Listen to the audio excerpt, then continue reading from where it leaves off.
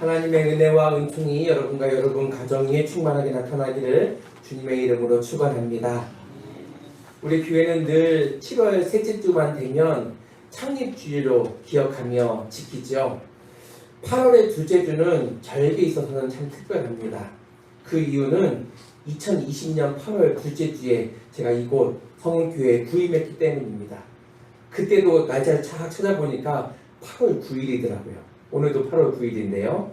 올해로 7번째를 맞이하게 하셨습니다. 지금까지 인도하신 하나님께 영광과 찬송을 올려드립니다. 우리는 몇 달에 걸쳐서 느헤미야 말씀을 받았습니다. 지난주 말씀에서는 성벽이 완성된 것을 살필 수가 있었지요. 여러분, 성벽이 완성되면 이 모든 것이 다 끝난 것일까요? 아니지요. 오히려 오늘의 말씀을 보면 성벽이 완성된 것보다도 그 다음 더 중요한 일들이 나타납니다. 왜냐하면 성벽은 사람이 살기 위해 세운 것이기 때문입니다. 그러니까 성벽 자체가 목적은 아닙니다. 그러면 뭐가 목적일까? 성벽 안에서 하나님의 백성이 하나님을 섬기며 살아가는 것, 이게 목적이지요. 건물은 완성될 수 있습니다. 그러나 그 안에서 살아갈 사람의 문제는 결코 끝나지가 않죠. 그래서 7장은 이렇게 시작합니다. 1절에 성벽을 건축하고 문짝을 달고 문지기와 노래하는 자들과 레위 사람들을 세운 후에, 성벽 세웠지요. 문짝도 달았습니다. 그리고 사람을 세웁니다. 문지기를 세우고요, 노래하는 사람들을 세우고요, 레위 사람들을 세웁니다. 여기서 잠깐 왜 하필 이 세 부류의 사람들을 언급하고 있을까? 문지기는요, 어떤 사람입니까? 성을 지키는 사람입니다. 성 밖의 위험으로부터 공동체를 보호하는 역할이지요. 노래하는 자들은요, 예배를 세우는 자들입니다. 성전에서 찬양으로 하나님께 영광을 올리는 레위 지파 중에서도 구별된 이들이 바로 노래하는 자들이었습니다. 그리고 레위 사람들은 말씀을 가르치고 백성을 섬기는 사람입니다. 이렇게 지키는 사람, 찬양하는 사람, 가르치는 사람, 이 셋이 함께 세워질 때에 비로소 공동체가 살아나게 됩니다. 근데 2절에 보면, 2절 말씀에 보면 아주 중요한 말씀이 나옵니다. 내 아우 하나니와 영문의 관원 하나냐는 충성스러운 사람이요 하나님을 경외함이 무리 중에서 뛰어난 자라. 성벽을 세우는 일 중요하지요. 그렇지만 성벽을 세운 후 그 공동체를 맡길 사람을 세운 일이 더 중요했습니다. 그래서 느헤미야는 예루살렘 전체를 다스릴 두 사람을 세웁니다. 한 사람은 자기 친동생 하나니이고요. 하나니 하니까 어디서 들어봤던 이름이라고 생각나십니까? 1장 처음에 예루살렘의 참상을 느헤미야에게 알려주었던 사람이 바로 이 하나니, 느헤미야의 동생이었습니다. 그리고 또 한 사람은 하나냐라고 하는 사람인데요, 그를 영문의 관원, 곧 요새를 책임지는 사령관이라고 소개를 합니다. 그러니까 느헤미야가 이 두 사람을 세운 이유가 무엇이냐? 혈연이었기 때문에 그를 세운 것이 아닙니다. 하나님은 동생이었지만 만약 그것이 이유였다면, 동생이었기 때문에 세웠다면 성경이 굳이 이 말씀을 기록할 필요가 없겠죠. 근데 성경은 밝히는 이유가 있습니다. 2절 중간쯤에 보면 충성스러운 사람이요 하나님을 경외함이 무리 중에서 뛰어난 자라. 그래서 오늘 우리에게 주시는 말씀의 제목이 충성하는 동역자입니다. 우리는 보통 큰 일을 하려고 할 때 무엇을 중요하게 여깁니까? 능력 있는 사람을 찾지요. 이 일을 잘하는 사람을 찾습니다. 또한 경험이 많은 사람을 찾습니다. 또한 말 잘하는 사람을 찾습니다. 물론 이것이 중요하지 않다는 말이 아닙니다. 중요하지요. 필요 없다는 말이 아닙니다. 그런데 하나님께서 사람을 세우실 때의 기준은, 가장 먼저 보시는 기준은 무엇이냐? 오늘 말씀 속에 아주 분명하게 나와 있습니다. 충성스러운 사람이고 하나님을 경외하는 사람입니다. 일을 아무리 잘해도, 말을 아무리 잘해도 그가 하나님 앞에 충성하지 않으냐, 하나님을 경외하지 않으면 하나님께서 그를 우선순위에 두지 않으신다는 것이죠. 1절을 다시 보십시오. 성벽이 건축됨에 문짝을 달고 문지기와 노래하는 자들과 레위 사람을 세운 후에, 성벽 완성되었습니다. 문짝도 달았고요. 그럼 우리는 끝이라고 생각합니다. 다 됐네. 완공됐으니까 끝났네. 근데 느헤미야는 그게 끝이 아니라 사람을 세우지요. 여기서 우리가 먼저 생각해야 될 것이 있습니다. 하나님의 일은 사람을 통해서 계속 그 일이 이어진다는 것이죠. 성벽을 세우는데도 그냥 세워졌습니까? 아닙니다. 사람을 세워서 성벽을 세워갔습니다. 성벽을 지키는 데에도요, 사람이 필요했습니다. 건축하는 사람만 필요한 것이 아니라 지키는 사람도 필요했습니다. 앞에 나오는 사람만 필요한 것이 아니라 자기 자리를 묵묵히 지키는 사람도 필요했습니다. 교회도 그렇지 않습니까? 교회에는 여러 종류의 사람이 필요합니다.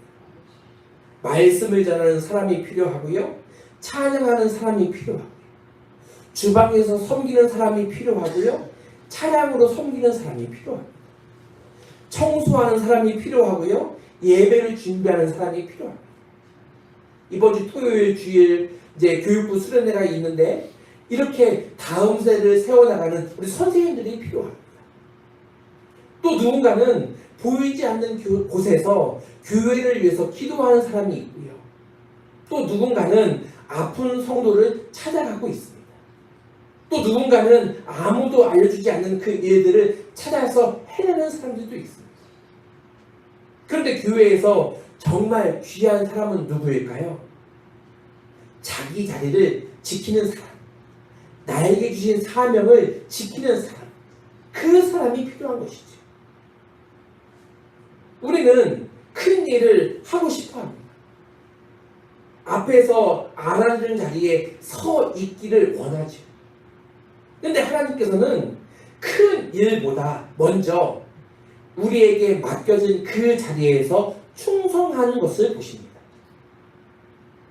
예수님도 말씀하시잖아요. 누가복음 16장 10절에서 지극히 작은 것에 충성된 자는 큰 것에도 충성하고 지극히 작은 것에 불의한 자는 큰 것에도 불의하니라. 여러분, 충성이 뭐냐면 특별한 일을 하는 것이 아닙니다. 하나님의 명령 가운데 배신하지 않고 그 맡겨진 일을 오래오래 해내는 것이죠. 충성은 사람들이 박수 칠 때만 하는 것이 아니라 아무도 알아주지 않는 상황 속에서도 그 자리를 지켜내는 것이 충성입니다. 충성은 내가 기분이 좋을 때만, 그리고 하고 싶을 때만 하는 게 충성이 아니라 내가 힘들어도 지쳐도 자기 자리를 지키는 것이 충성입니다. 그래서 충성은 능력보다도요 더 중요하지. 능력은 사람을 크게 보이게 만들 수는 있습니다. 하지만 충성은 하나님 앞에서 사람을 귀하게 만들죠. 그러므로 여러분 2절에 보면 아주 중요한 말씀이 나오는데요. 내 아우 하나니와 영문에 관한 하나냐는 충성스러운 사람이요 하나님을 경외함이 무리 중에서 뛰어난 자라. 여기서 충성과 하나님 경외가 함께 나오죠. 이 말씀이 참 중요합니다. 왜냐하면 성경이 말하는 충성은 단순히 일을 잘하는 것이 아니기 때문입니다. 여러분 주위를 한번 둘러보십시오. 일 잘하는 사람 많습니다. 성실한 사람도 많습니다. 책임감이 있는 사람도 많습니다. 그런데 하나님께서 원하시는 충성은 그보다 더 깊지요. 하나님을 경외하기 때문에 충성하는 것입니다. 하나냐라고 하는 사람을 보십시오. 그는 영문의 관원이었습니다. 군사적 요충지를 책임지는 자리. 다시 말해서 언제든지 대적이 침입해 올 수 있는 그 위험한 최전선을 담당하는 자였습니다. 그 자리에 있으면 사람들이 알아주기 때문에 충성한 것이 아니죠. 칭찬을 받기 위해서 충성한 것도 아니었습니다. 그가 그 자리에서 충성했던 것은 하나님을 경외했기 때문에, 하나님을 하나님으로 인정했기 때문에 그 자리에 서서 충성했던 것입니다. 여기서 경외한다라고 하는 말은 단순히 두려워하다, 무서워하다 이런 뜻이 아닙니다. 하나님을 하나님으로 인정한다라고 하는 것이죠. 하나님이 내 삶의 주인이시다, 이것을 인정하는 것입니다. 그러므로 하나님께서 나의 삶을 보고 계신다는 것을 기억하고 있기 때문에 그는 하나님을 인정하고 그 자리에서 충성하는 것입니다.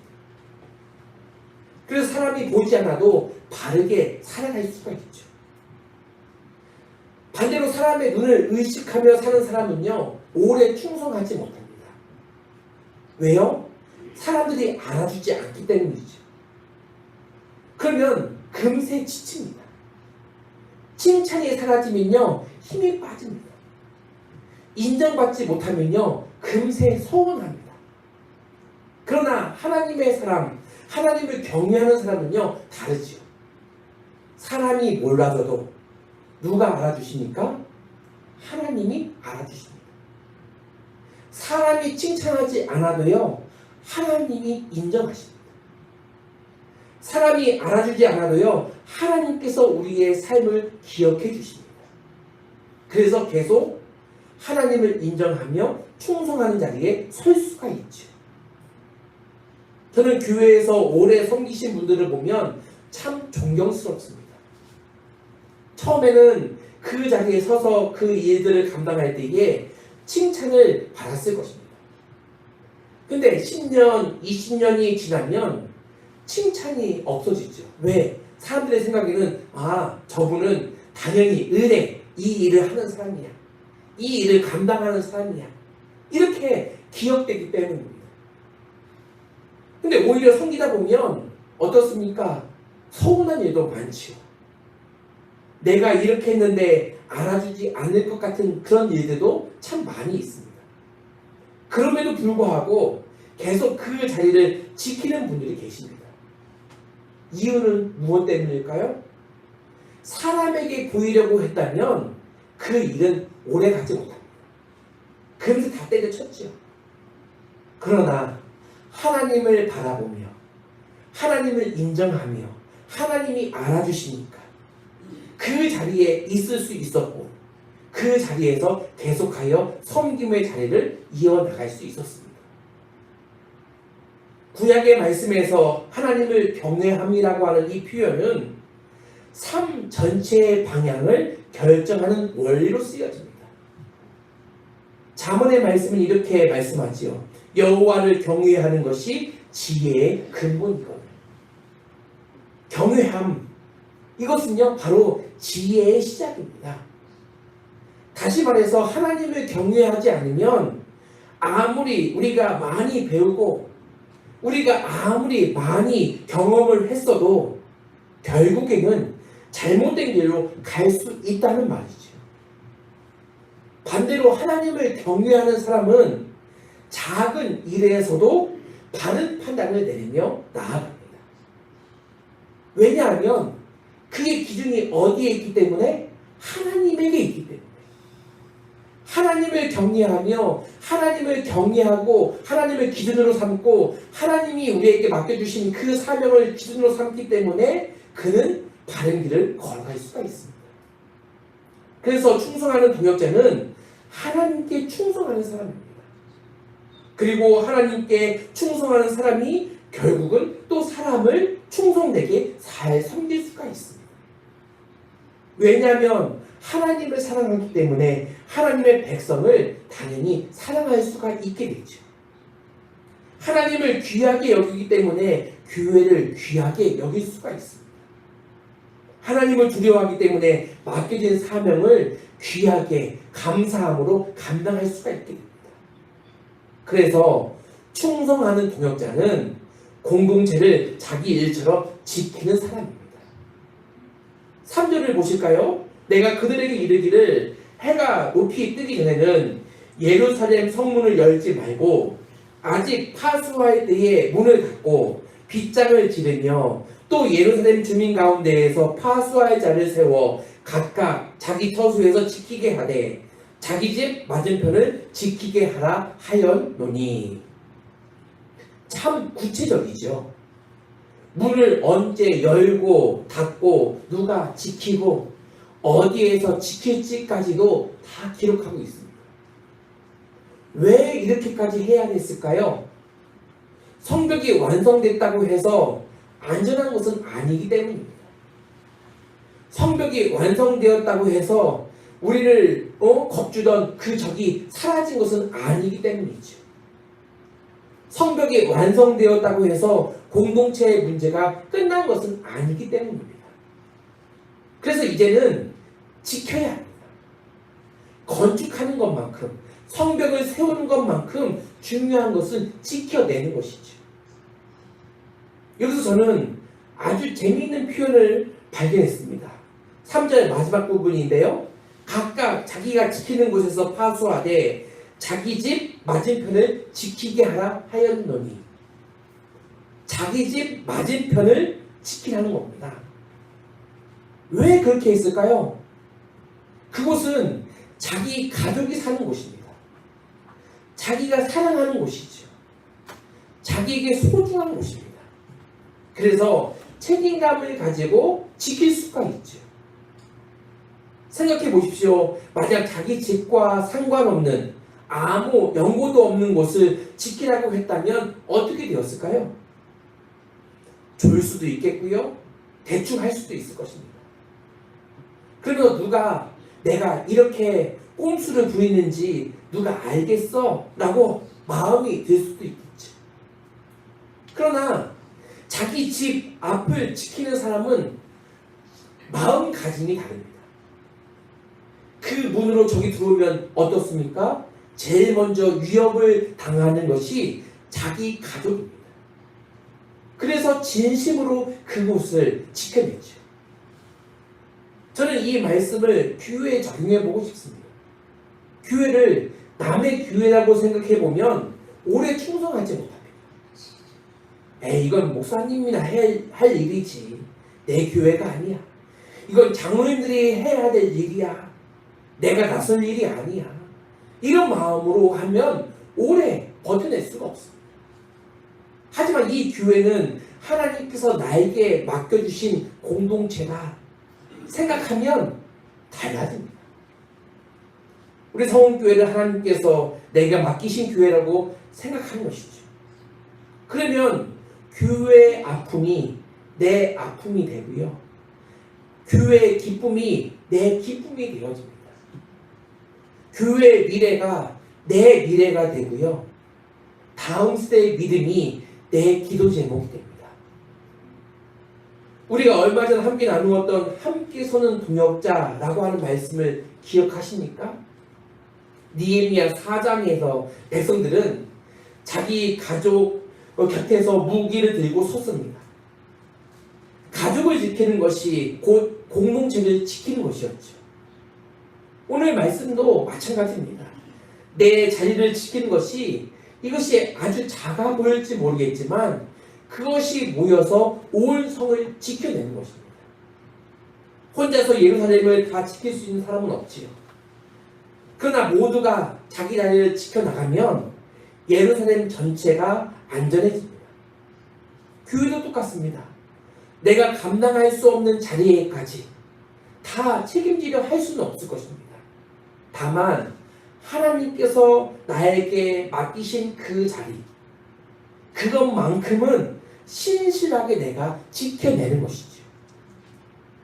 그 다음 4절을 보실까요? 그 성읍은 광대하고 그 주민은 적으며 가옥은 미처 건축하지 못하였음이로라. 성벽이 완성되었습니다. 근데 문제가 생겼습니다. 사람이 많지 않다는 것이죠. 성벽은 큰데 성 안에 사는 사람은 적습니다. 여기에서 느헤미야가 무엇을 생각했을까요? 성벽은 완성되었는데 사람이 왜 이렇게 적을까? 그러니까 성벽을 세우는 것이 끝이 아니라고 하는 것을 그가 깨닫게 된 것입니다. 그래서 이제는 사람을 세워야 되겠다. 그래서 하나님께서 느헤미야의 그 마음에 한 가지 생각을 줍니다. 5절 말씀, 내 하나님이 내 마음을 감동하사 귀족들과 민장들과 백성을 모아 그 계보대로 등록하게 하심으로 내가 처음으로 돌아온 자의 계보를 얻었는데 거기에 기록된 것을 보면 하나님께서 느헤미야의 마음을 움직이시죠. 그리고 백성들의 명단을 확인하기 시작합니다. 6절, 7절까지는 돌아온 사람들의 명단이 나옵니다. 이름이 계속 나오죠. 누구는 몇 명, 누구는 몇 명, 어느 집안, 어느 지역, 어느 족속.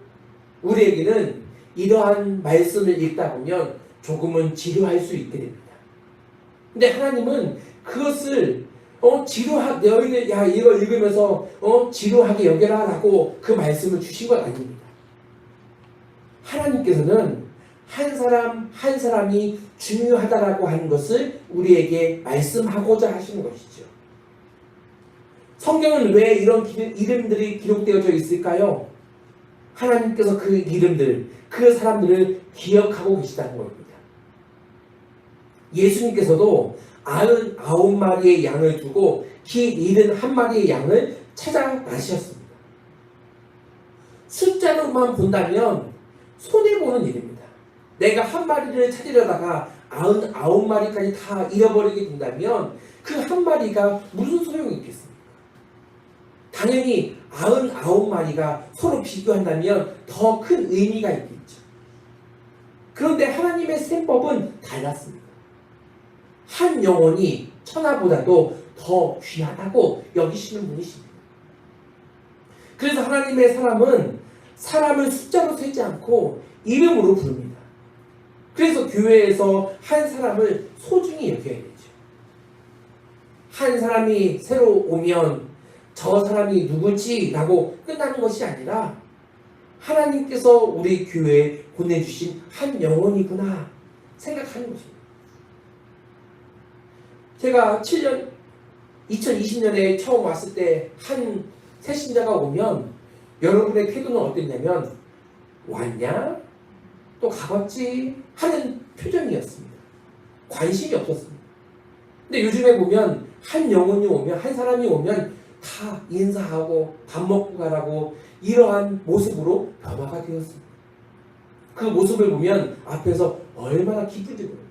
하나님의 마음이 그 마음이구나 라는 생각이 들죠. 또 한 사람이 아프면 어떻게 되겠습니까? 에휴 나이 들어서 그래 라고만 끝내는 것이 아니라 혹시 무슨 일이 있나? 어디가 아픈가? 왜 아픈가? 우리가 관심을 갖는 것입니다. 또 한 사람이 교회를 떠나면 그 사람이 알아서 하겠지, 다 뭔가 이유가 있겠지라고 하는 게 아니라 그 사람을 위해서 우리가 함께 기도해야 됩니다. 왜냐하면 한 사람이 하나님의 백성이기 때문입니다. 오늘 느헤미야 7장의 말씀을 우리가 한 문장으로 정리해보면 이렇게 말하고 싶습니다. 성벽을 세우는 일 중요하지만 성벽 안에서 하나님을 섬길 사람을 세우는 것 더 중요하다. 이것이 우리에게 주신 말씀이죠. 성원교회도 마찬가지입니다. 하나님께서 우리 교회를 여기까지 인도하셨습니다. 이제 우리는 새로운 시대를 바라보고 있습니다. 특히 우리가 지금까지 함께 나누었던 것처럼 교회의 건물이나 공간만 새로워져서 우리 할 일 다 했다 이게 아니라 그 공간을 채우는 하나님의 사람들이 세워져 가는 것, 여기에 우리가 마음을 두고 함께 기도하며 함께 사람을 세워나가는 일이 중요합니다. 성은 우물가라고 하는 이 공간도요, 결국 사람이 중요합니다. 그곳에서 누군가가 위로받고, 누군가가 복음을 듣고, 누군가가 다시 일어나고, 누군가가 하나님 앞에 돌아온다면 그것이 진짜 교회의 모습 아니겠습니까? 하나님께서 우리에게 묻고 계십니다. 너는 얼마나 충성했느냐? 내가 너에게 맡긴 자리에서 얼마나 신실하게 그 자리를 지켰느냐? 나를 경외하며 끝까지 그 자리를 지키겠느냐? 이 물음을 우리에게 하고 계십니다. 우리 모두가 바로 그런 동역자가 되기를 주님의 이름으로 간절히 축원합니다. 크게 드러나지 않아도 좋습니다. 사람들이 알아주지 않아도 괜찮습니다. 내 이름이 하나님께 기억되면 되는 거 아니겠습니까? 하나님께서 알아주시면 되는 거 아니겠습니까? 내가 맡은 그 자리에서 충성하고, 내가 맡은 사람을 사랑하고, 내가 속한 공동체를 위해서 기도하고, 하나님께서 맡겨주신 사명을 끝까지 감당해내는 것, 이것이 바로 하나님께서 우리에게 명령하신 사명입니다. 그리고 마지막으로 한 가지를 기억합시다. 우리가 충성할 수 있는 것도 우리의 힘만으로 되는 것이 아님을 기억하시기를 바랍니다. 우리가 먼저 충성되게 살아가신 분이 계시죠. 예수 그리스도이십니다. 예수님도 사명의 길에서 내려오라는 수많은 그 유혹을 받으셨습니다. 그러나 내려오지 않으셨습니다. 우리를 구원하시기 위해서 끝까지 십자가를 지셨습니다. 그리고 말씀하시죠. 다 이루어. 바로 우리의 충성은 예수님의 충성을 본받는 것입니다. 우리가 하나님께 충성할 수 있는 것은 예수님께서 먼저 우리를 끝까지 사랑하고 붙들어 주셨기 때문입니다. 바울은 빌립보서에서 이렇게 고백합니다. 내게 능력 주시는 자 안에서 내가 모든 것을 할 수 있느니라. 우리의 충성도 내 의지, 내 다짐만으로는 불가능합니다. 그러나 예수 그리스도께서 나를 붙드시면 나는 끝까지 충성할 수 있습니다. 예수님을 끝까지 붙드시기를 바랍니다. 그러므로 오늘도 이렇게 기도합시다. 주님, 제가 큰 사람이 되기보다 충성된 사람이 되게 하옵소서. 사람에게 인정받기보다 하나님을 경외하게 하옵소서. 내가 맡은 자리를 사랑하게 하시고 내가 속한 공동체를 귀하게 여기게 하옵소서. 주님께서 다시 오시는 그날까지 충성하게 하옵소서. 바로 하나님께서 우리에게 맡기신 이 교회를 우리의 다음 세대에게 아름답게 물려주는 충성하는 동역자가 되시기를 주님의 이름으로 간절히 축원합니다. 함께 기도하겠습니다. 은혜의 주 하나님 감사합니다. 우리 주님께서 한 영혼을 사랑하셔서 우리를 구원해 주셨습니다. 충성스럽게 사명을 감당하신 결과로 오늘 주님의 자녀로 살아가게 되었습니다. 하나님, 성벽을 재건하는 것, 교회를 건축하는 것, 아름답고 튼튼하게 꾸미는 것 너무나 중요합니다. 그러나 그 안에 사람이 없다면 성벽이 무슨 의미이며 교회가 무슨 의미이겠습니까? 그 안에 사람이 있어야 합니다. 한 영혼이 살아 있어야 합니다. 그 한 영혼을 살리기 위해 우리 주님께서 사명을 주셨습니다. 사명 감당할 수 있는 주의 백성 되게 하시고 주님의 능력 되게 하여 주시옵소서. 하나님을 사랑하고 그 사랑하는 일이 충성의 열매로 맺어지게 하여 주시옵소서. 충성도 성령의 열매이오니 성령 충만하게 하셔서 충성하는 동역자가 되게 하여 주시옵소서. 예수님의 이름으로 축복하며 기도하옵나이다. 아멘.